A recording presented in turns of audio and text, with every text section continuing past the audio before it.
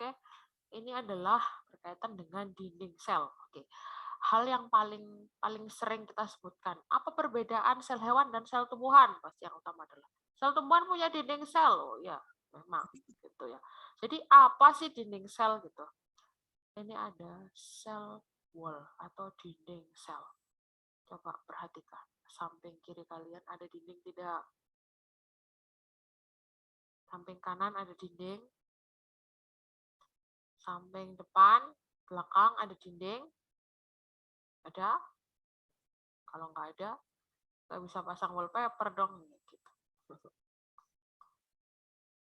Nggak bisa pasang background maksudnya. Kan backgroundnya cantik-cantik. Gitu. Kalau ada dinding, nah backgroundnya nampak. Kalau ada dindingnya bisa pasang background. Gitu ya. Nah, dinding yang di kalian itu, yang ada di kalian samping kanan kiri itu fungsinya apa? Apa fungsinya? Memperkokoh rumah, Bu. Ya, satu, gitu ya. Satu. Tapi itu sebenarnya bukan esensi utamanya. Yang lainnya? Membatasi ruangan. Untuk Ya, ruang. Terus yang lainnya? Batas, Ibu. Untuk Batas pelindung. Pelindung. sel. Oke, terus Yang di dalam. Memberi kalian, bentuk tetap pada sel. kalian kepanasan nggak kalau ada dindingnya? Panas nggak? Nggak kan? Nggak kena sinar matahari langsung. Kena angin nggak? Anginnya jadi kenceng atau tidak kalau ada dinding selnya? Tidak. Dinding ruangan maksudnya. Ya, berarti fungsi dari dinding kalian yang ada di situ adalah pelindung. Tidak, Intinya Ibu. dari itu. Intinya adalah itu, pelindung. Oke. Sama seperti dinding pada sel tumbuhan. Dia juga sebagai pelindung. Terus memberikan bentuk, memberikan ruang gitu ya. Tapi sebenarnya sel itu nggak usah diberi ruangan, juga dia selnya sendiri juga sudah beruang gitu ya, beruang. Memiliki ruang maksudnya. Nah, dinding sel merupakan ciri khas pada tumbuhan, bakteri, fungi, dan alga. Nah, fungsinya yaitu untuk membatasi ruang, memberikan perlindungan gitu ya. Tidak sebagai penjaga gerbang, ini bertindak sebagai penjaga gerbang. Nanti kalau kalian masuk saintek, sudah pernah masuk saintek belum? Sudah, Ibu. Oh ya. Sudah, Ibu. Kalau sudah pernah, di situ ada Pak Satpamnya kan ya? Iya, Ibu. Ya, ada. Kalau ada satpamnya, berarti apa saja yang tidak boleh masuk? Apa saja yang perlu dipatuhi ketika masuk ini? Misalnya kalau masa pandemi harus ukur suhu dulu gitu ya di termogan. Kalau suhunya lebih dari 38 nggak boleh masuk gitu ya. Karena itu berbahaya bagi orang-orang di sekitarnya. Siapa tahu kamu kena COVID atau yang masuk itu kena COVID. Kemudian harus mencatat nama, ya kan? Dari mana asalnya, kepentingannya apa, NIM-nya berapa, nomor HP-nya berapa, terus tanda tangan gitu. Atau sebelumnya lagi harus cuci tangan dulu gitu ya untuk masuk. Nah, fungsi dari dinding sel juga begitu. Jadi untuk dia menseleksi siapa-siapa saja atau barang-barang apa saja atau unsur-unsur apa saja yang bisa masuk ke dalamnya. Gitu ya. Sehingga tidak membuat isi di dalamnya itu menjadi terancam. Kalau yang masuk virus gitu ya, berarti kan itu membahayakan sel itu sendiri. Nah, itu perlu diseleksi. Nah, proses seleksinya yang paling pertama adalah dinding sel. Nah, sekarang kita lihat.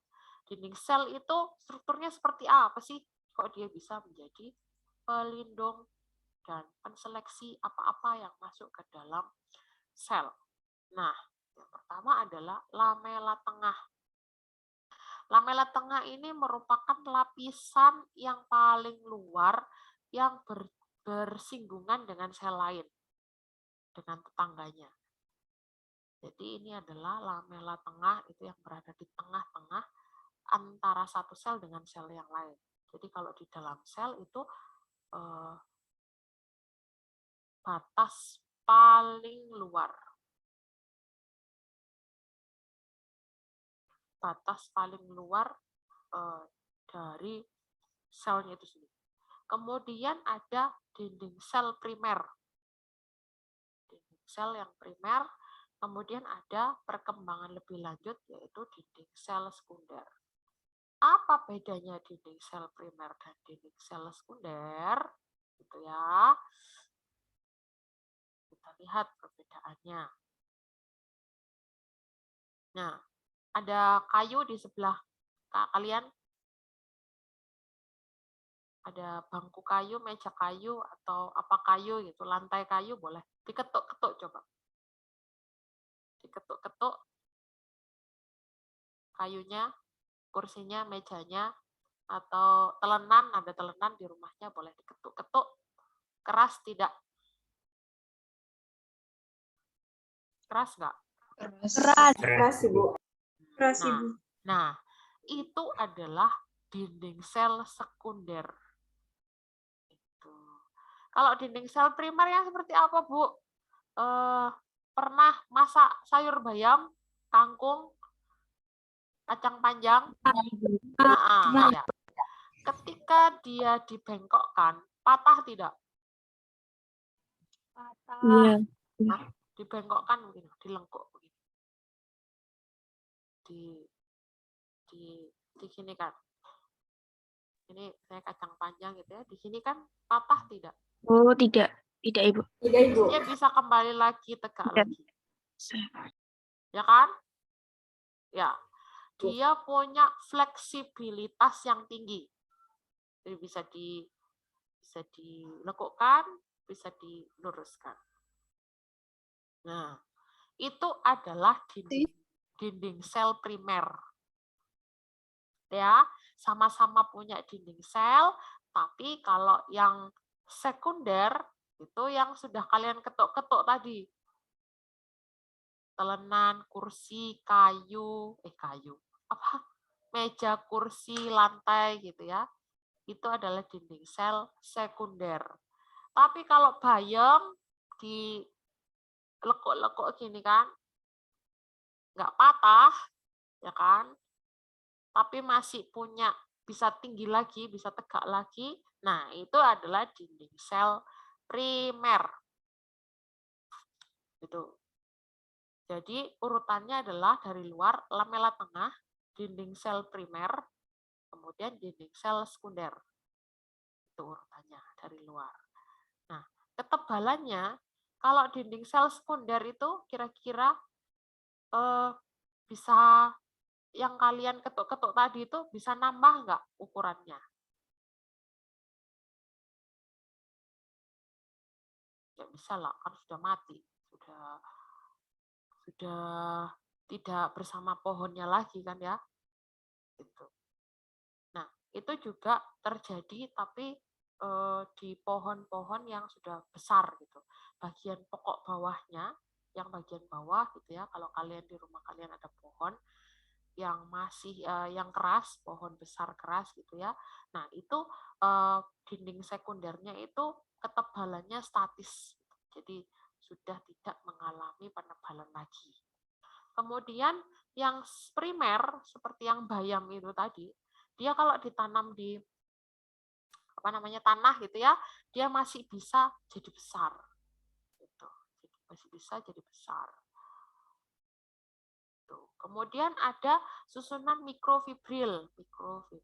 Nanti susunannya saya tunjukkan di slide berikutnya ya.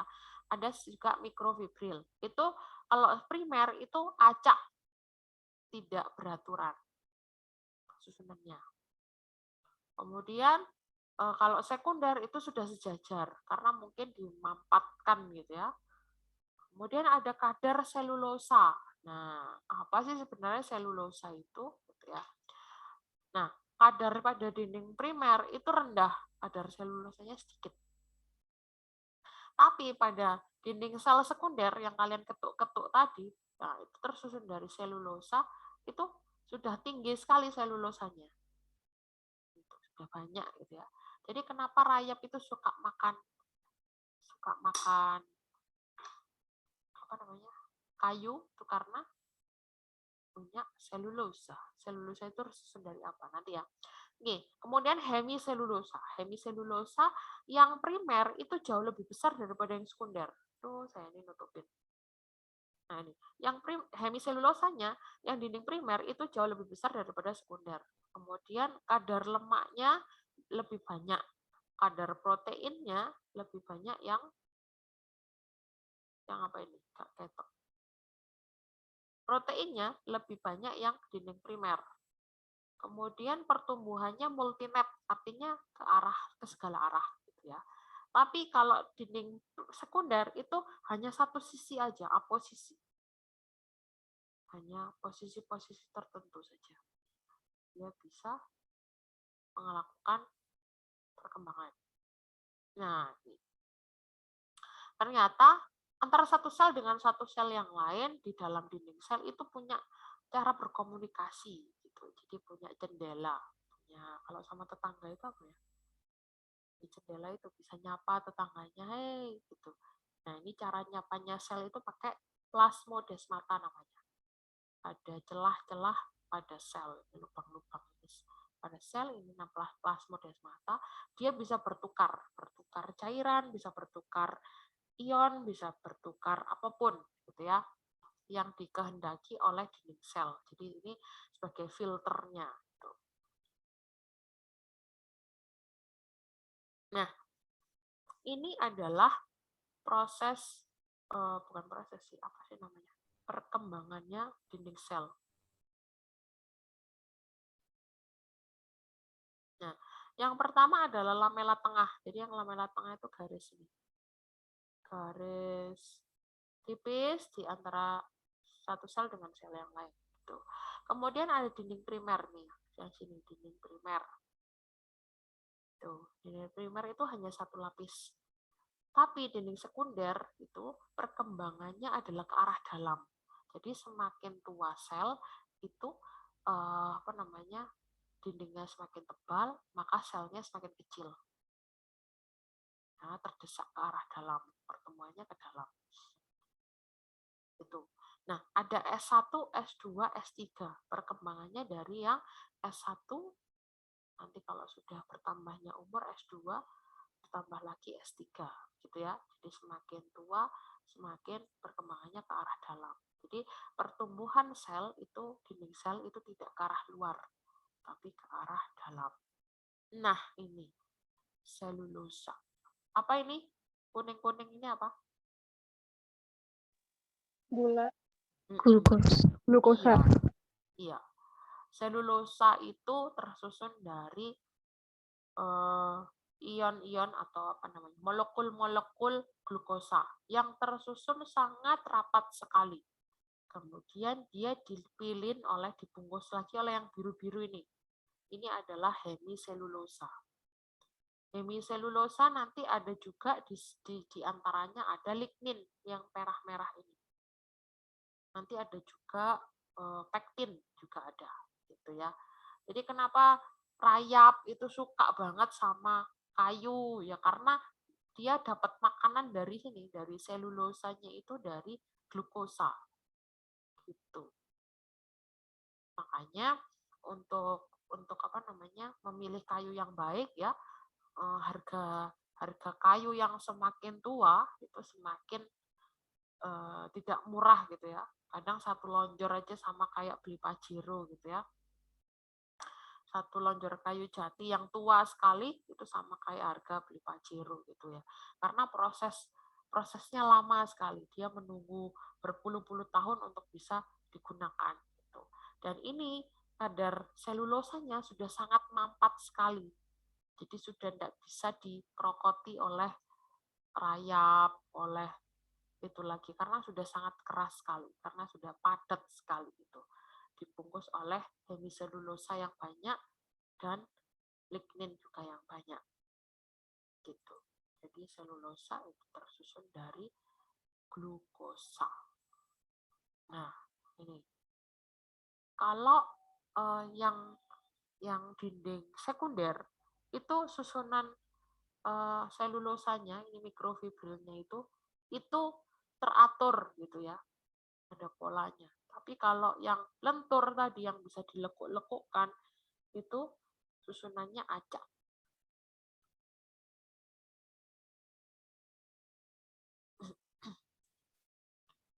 Kalau dinding sel sekunder pasti pada sel-sel yang dewasa gitu ya, yang sudah tua-tua gitu. Itu dinding sel sekunder. Nah, ini yang acak. Dinding sel yang acak. Jadi ini dinding sel yang sekunder, yang primer, lebih besar primer daripada sekundernya. Ini yang untuk dinding sel primer, sehingga jauh lebih lentur gitu ya, untuk herba, tanaman-tanaman herba yang mudah dilekuk bayam, kacang panjang, kemudian kangkung, kayak gitu kan mudah untuk dilekuk-lekuk, itu dinding primernya masih mendominasi daripada dinding sel sekunder. Gitu. Ini lamela tengah, dinding sel primer, kemudian dinding sel sekunder, baru membran. Membran ini fosfolipid bilayer itu. Nah, ini juga ada pektin yang ungu-ungu ini. Pektin. Cross-glikan, ini glikan juga ada. Untuk membuat dia jauh lebih kenyal, glikan itu. Pektin juga. Gitu. Nah, sekarang kita ke sel bakteri. Ternyata yang punya dinding sel itu tidak hanya tumbuhan, ya, tadi saya sudah katakan, bakteri juga punya, kemudian alga juga punya, atau alga, terus bakteri itu juga punya. Nah, kalau di dinding sel bakteri ini ada bakteri gram positif dan gram negatif. Itu. Bedanya apa? Dinding sel pada sel bakteri gram positif dan gram negatif. Nah, keistimewaan dari dinding sel bakteri terdapat urutan silih berganti adalah N-asetil munarat dan N-asetil glikosaminin. Kita coba lihat. Nah, ini bakteri gram positif itu peptidoglikannya itu jauh lebih tebal. Jadi ada peptidoglikan, kemudian membran. Gitu. Kemudian gram negatif itu double membran. Jadi ada membran fosfolipid bilayer, peptidoglikannya tipis, kemudian ada membran lagi. Ini masih dalam satu sel ya. Ini bukan membran dari bakteri lain, tapi ini lihat kayak hamburger gitu. Jadi susunannya ini membran, peptidoglikan, kemudian membran lagi. Jadi ada double membran. Gitu. Nah, gram positif ini biasanya membran ini berkaitan dengan patogenitas sebuah bakteri gitu. Semakin dia patogen, maka dinding sel peptidoglikannya ini semakin tebal. Gitu. Jadi gram positif, maka dia semakin akan membuat dia semakin patogen. Contohnya seperti apa? E. coli gitu ya. Nah, peptidoglikan ini susunannya ya mungkin seperti susunan protein begitu, sehingga dia tahan terhadap asam. Kan kalau bakteri itu masuk ke tubuh kita, bagian tubuh kita yang paling asam adalah lambung ya, karena ada HCl-nya. Nah, dia bisa tahan di situ. Kenapa kita sampai bisa diare, kita kenapa bisa terinfeksi bakteri-bakteri makanan yang tidak baik-baik itu, karena bakteri-bakteri itu yang patogen-patogen itu punya dinding peptidoglikan yang tebal, sehingga ketika kena asam dia tidak mudah mati. Beda dengan ini. Kalau fosfolipid bilayer ini kan tersusun dari lemak ya. Gliserol, lemak, fosfolipid, fosfat, kemudian lipid yang dua membran. Ketika fosfat dan lipid ini kena asam, maka lemaknya akan hilang gitu, rusak. Dan ditambah dengan peptidoglikan yang tipis, kemudian ada membran lagi. Maka kalau kena HCl di perut kita itu akan cepat dia itu mati begitu. Tapi beda dengan gram positif ini. Dia lebih tahan terhadap asam. Gitu. Nah, sekarang bagaimana membrannya pada apa namanya? Pada ini alga. Nah, karena alga ini juga yang uniseluler ya, yang uniseluler dia juga harus mempertahankan diri. Jadi dinding sel adalah tadi sudah kita katakan bahwa dia adalah pelindung dari bagian dalam selnya itu sendiri. Nah, ini dilapisi berlapis-lapis. Ada slim coat. Nah, ada slim yang licin-licin itu yang kenyal-kenyal itu. Kemudian ada kapsul. Kemudian ada mucoid sheet. Jadi ada sudah berapa lapis? 1, 2, 3. Ada 3 lapis. Kemudian ada outer membran, ada peptidoglikan juga, ada outer membran, peptidoglikan layer, kemudian membran sel gitu. Jadi pelapisnya sebelum apa namanya? Membran luarnya itu sudah ada slim coat kapsul coat, kemudian ada mucoid sheet. Tuh.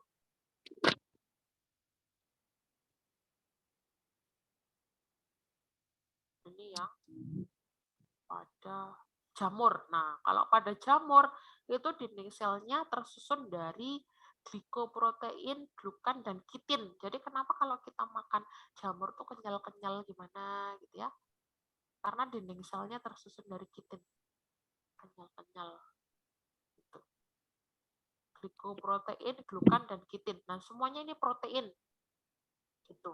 Semuanya protein. Jadi kenapa jamur itu dikatakan bahwa proteinnya tinggi? Ya dari dinding selnya aja sudah mengandung protein gitu. Apalagi bagian dalam-dalamnya. Ini yang jamur. Nah, sudah selesai. Itu tentang apa namanya? Dinding sel.